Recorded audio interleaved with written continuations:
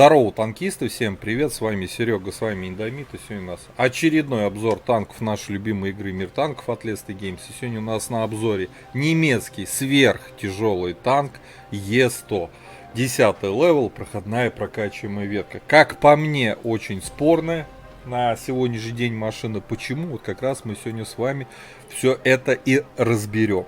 Вот, и прежде чем мы продолжим обзор, обязательно поставь лайк под этим видео и подпишись на мой канал. Тебе не сложно, мне приятно. Ну а мы с вами переходим к самому интересному, это, конечно же, бронирование Е100. Погнали! Итак, collision модель нашего Е100, ну и погнали с корпуса. Ага. Так, НЛД 235-225 вверху, все зависит от того, какой угол входа снаряда будет, на какой технике вы будете играть, высокий у вас танк, либо низкий, но вот такое вот бронирование. И это, конечно, ослабленная деталь корпуса, потому что нас сюда спокойно пробивают десятки, спокойно пробивают обычными снарядами девятки и восьмерки, кто-то на обычном, кто-то на голде, конечно же, все закинет, но если рамбануть перед ком, то здесь уже приведеночка, что называется, бить надо только голдой. И мы это должны помнить. Что касаемо ВЛД. 302 снизу, сверху 360 и, конечно же, это очень крутое ВЛД. И сюда только разве что крутые ПТСАУ могут забросить вот под таким углом. Опять же, если рамбануть, у нас уже под 400. Нифига себе. Касаемо башни основной бронеплиты. Фактическое бронирование здесь 270. Углы приведенной брони. Смотрим снизу 297, 298, вверху 308, 309. Планочка снизу в 310. Вот, но у нас есть вот такая вот штучка на башне. Да, это не лючок, я даже не знаю, что это и зачем это сюда приделали.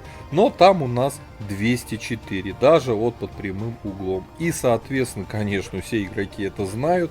И сюда вас могут пробивать не только 10, 9, но и спокойно на обычных снарядах восьмерки. Вот, но если рамбовать, а на этом танке только нужно рамбовать, вот, например, вот так, то уже здесь 313, 330, 338, 326. Верхняя планка все равно 224. И понятно, что она тоненькая, и попасть в нее сложно, но попадают. И борт башни. 150 фактического, в приведенке 163, и противник всегда должен видеть этот борт башни вот под таким углом. 400 в среднем. Касаемо борта. Снизу у нас 160, фальшборд 180, верхняя часть там до 200. Офигенно танкует от борта, что тут даже говорить, подставляет щеку в 400 и, понятно, король танкования от борта, ну и от башни тоже. Соответственно, видите танк в такой проекции, это НЛД. Ну и можете пытаться пробивать щеки на голде, если у вас бронепробитие от 310 мм, либо пытаться закидывать в планку. Вот такое вот смешное бронирование. Маска орудия забыл. 500, ну в среднем 500-700. Бесполезно, не пробьете сразу. Маска орудия даже не пытайтесь. Тут все огонь, шикарно. Броню с вами рассмотрели, и, честно говоря, конечно же, когда противник видит перед собой Е100, понятно, он знает уязвимые зоны и, конечно же, уже работает очень часто, да зачастую на голде. То есть по Е100 стрелять обычными, не голдовыми снарядами, но будет только разве что умалишенный. Но голдой он, в принципе, спокойно себе, так сказать, пробивается. Назвать эту броню супер ультимативной, конечно же, нельзя. Нужно ловить моменты, когда этот танк пытается в вас стрелять и подставляет щеки башни, да, либо он просто на вас едет и вы видите НЛД. И, конечно же, бейте в НЛД. Он будет стараться танковать в ромбом там и прочее. Ловите момент, когда поворачивает в вашу сторону башню. Давайте смотреть орудие. У нас здесь две пушки. Давайте обе их откроем. Различия у них есть, безусловно. Стоковое орудие Альфа 530, топовое 750. Но Бронепробитие у нас только на голде на топовую повыше, 334. Но заряжаются пушки по-разному, да. 20 секунд на стойке и 12 на стойке на стоковом орудии. Смотрим точность. 0.39, 0.4. Примерно одинаковое. Время сведения на топовом орудии похуже. Вот. И что я хочу сказать в целом по этим пушкам и вообще по геймплею на этом танке. Поскольку противники часто будут выжидать, когда вы поворачиваете башню в свою сторону них, чтобы стрельнуть в них, они, конечно, ждут и стреляют вас голдой. Поэтому на этом танке выгоднее играть на топовом орудии. Почему? Потому что альфа больше. Вы будете реже поворачиваться башней в сторону противника, и за счет, если будете опять же играть на более пробивной голде, да, у вас больше шансов настрелять и меньше шансов на получать в башню. Реально рекомендую играть на Е100 на топовом орудии. Хотя многие любят и играют на стоке. Вот. Полевая модернизация. Смотрим здесь. Вездеходная ходовая во втором блоке однозначно. Так, открываем огневую мощь. Смотрим. 2.47 время сведения, 0.37 точность. Е100 это танк ближнего боя. И, соответственно, нам интереснее здесь не прям сама точность. Она в любом случае точность орудия на любом танке важна, даже ближнего боя. Но поскольку это прям супер ближний бой, это тяжелый штурмовой танк, рекомендую здесь выкачать притирку 6 наведения. Чем меньше вы будете целиться в врага, выцеливать его, тем меньше шансов у вас на получать в рубку от него же. То есть повернулись, побыстрее свелись, выстрелились, башню отвернули. Рекомендую поставить в четвертом блоке притирку 6 наведений. Звукоизоляцию в пятом блоке. Здесь скорость поворота ходовой. Вот это важный момент. Но мы очень тяжелый, медленный танк нас будет фокусить арта просто жутко. Рекомендую здесь все-таки прокачать дополнительную шумоизоляцию. В восьмом блоке внутренних модулей прикольно, это важно. Вот. В восьмом блоке облегченные узлы крепления. Однозначно. Касаемо каким второй слот что взять? Либо огневую мощь, либо мобильность. Здесь надо две сборки собирать, да, две сборки. Когда-то будете принимать в зависимости от карт огневую мощь слот и, соответственно, соответствующее оборудование, либо мобильность там на тех картах, на которых это нужно. Поэтому по сути, я, конечно, бы порекомендовал прокачать все-таки, ну, наверное, огневую мощь. Тем более, что вот и оборудование, которое я качаю, не качаю, а поставил, да, видите, у меня даже турбины нету, да, сознательно на это пошел. Почему сознательно? Потому что закалка очень важна для этого танка. Досел очень важен. И для такого дрына стаб тоже важный элемент оборудования. Да. Сюда очень нужна турбина, но жертвовать пушкой я не стал и поставил вот такую сборку. По снарядам. Основной снаряд бронебойный, летит 757 медленно. И это, кстати, опять же, вот в сравнении со стоковым орудием, именно на топовом орудии вот такая скорость полета снаряда. На стоковом орудии там гораздо все интереснее. И почему я искал, что многие катают на стоковые пушки. Связано это в большей части не основными параметрами, там, бронепробития, количество альфы, а связано это как раз со скоростью полета снаряда. Там все хорошо, там вообще все замечательно. К этой пушке, к альфовой, вот с такой скоростью полета снаряда нужно привыкать. 757 на основном, 606 на голде. Представляете, 606, да, хорошее бронепробитие, но летит снаряд 606. Многие скажут, да, блин, в ближнем бою действительно это не сильно важно. Я, наверное, соглашусь. Я уже вначале сказал, что это танк штурмовой ближнего боя, и что, в принципе, к пушке все равно нужно привыкать. Поиграйте, привыкните. Вот. По снаряжению ремка, аптечка, автоматический огнетушитель я поставил доп. Паёк. У нас огромный экипаж, 6 членов экипажа. Перки наблюдайте перед собой в табличке. Касаемо УВНов. Самый минимум у нас присутствует минус 7. Маловато, конечно, но есть все равно. По ХП здесь жир у нас, понятно. На закалке 2970. По мобильности без турбины 30 вперед, 15 назад, да, у нас удельная мощность менее 10 лошадей на тонну. По обзору у нас 429 метров, это в принципе стандартный параметр. Еще раз резюмируем плюсы и минусы. По обзору стандарт, по мобильности очень медленный, и это минус. По живучести, по ХП и в целом по бронированию, конечно же, плюс, но научились пробивать нас. Да. По пушке все круто, хорошая альфа, неплохое пробитие. Более-менее нормальное время сведения. По КД оно соответствует альфе пушки. Да. Но скорость полета снаряда, ребята, скажем, угнетающая. Ладно, предлагаю отправляться в бой. Давайте посмотрим, что, собственно, Е100 сейчас умеет, может. Погнали. Так, господа, на Редшер попали. Е100 сверхтяжелый немецкий танк 10 левела, проходная прокачиваемая. Ветка Е100.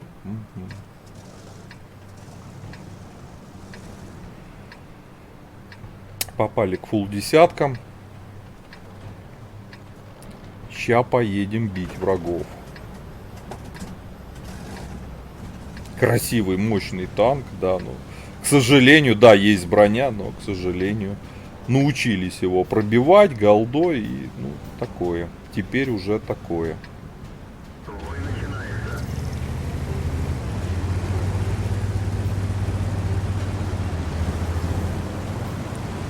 Поползли. Штурмовой тяжелый танк, да.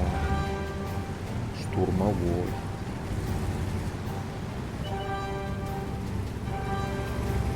Не, ну согласитесь, красивая тачка, что тут говорить.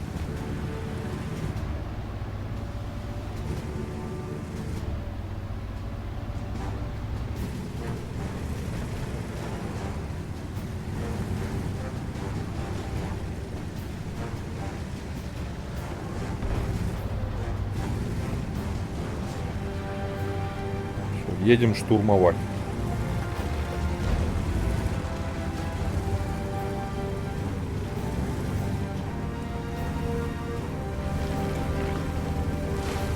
Арты нет, хоть приятно.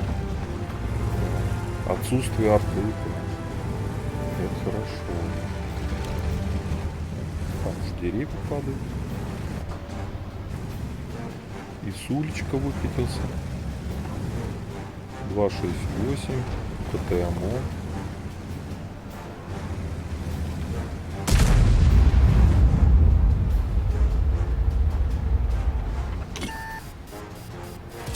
Вот. Первый шот за нами. Ух ты. Они наступают прям, бля. Все, отнаступались.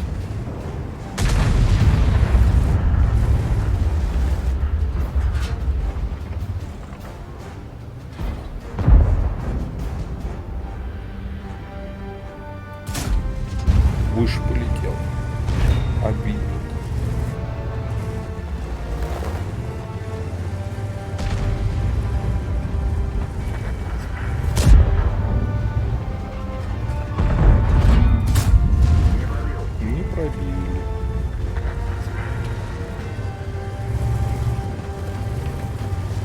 Гля, что исполняет, а? Вот это давит.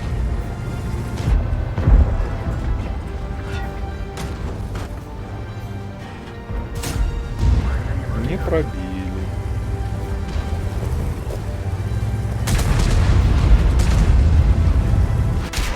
Тихо, тихо.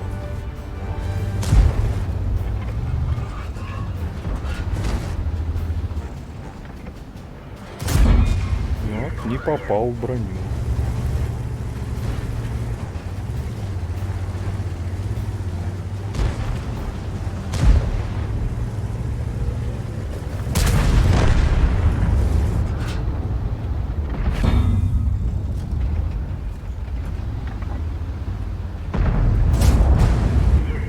Дали пробитие.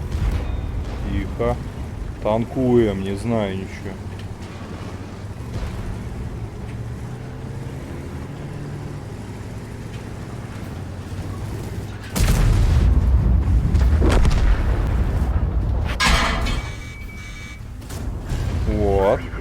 В НЛДшечку занули ему. Он там расчувствовался.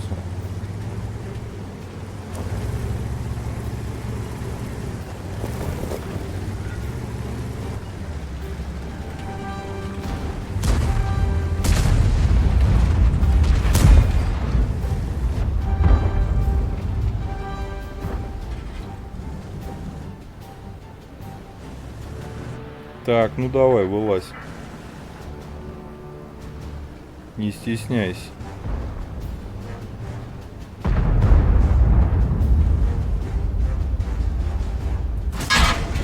Гад дал все-таки, да? Дал, но мы его убили. В любом случае, мы его ушатали.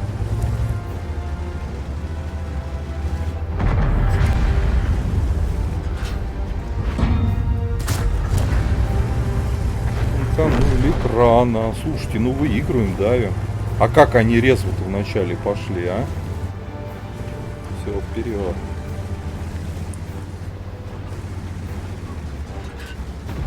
А резво они вначале пошли.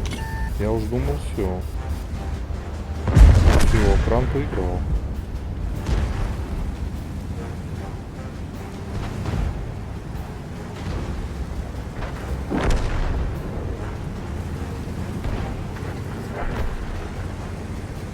Эх, подвижности не хватает.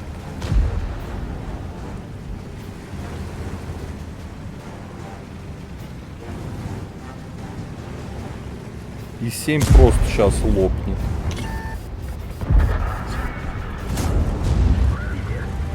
Да, еще едет.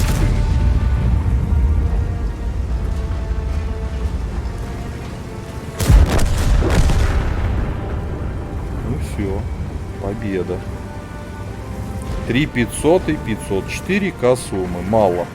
Очень мало. Но натанковали 4к. Да, и условно в начале боя пришлось прям стоять в осаде. В жесткой осаде такое количество танков выкатилось. Но в любом случае суммы 5к для десятки мы не сделали. Косарь не достреляли. Ребят, пишите комментарии, у кого есть Г100, на какой пушке вы катаете, на альфовой либо на стоковой. Как вообще получается на этой машине. Вот первое место по урону, да. Первое. Ну, в целом это очень слабый настрел, конечно. Надо 5к давать по-любому чистого настрела. Вот. Какой вы ставите, господа, если есть в ангаре такая машина оборудования? Обязательно под видосом прожимайте лукасы. Мы по 5-бальной системе тачки ставим 4 балла. Можно на ней играть. Безусловно, можно, да, пробивают. Но все равно можно. Хорошее орудие, альфа, броня, все у нас есть, да. Медленный, но, увы, сверхтяж. Обязательно подписывайтесь на канал, если до сих пор это не сделали. Ну, я вам говорю, до скорых встреч, новых обзоров. Пока-пока. Поддержи брата-танкиста лайком под этим видео, подпиской на канал, ну и, конечно, прожми колокольчик, чтобы быть в курсе всех новых стримов и самых последних обзоров по нашей любимой игре.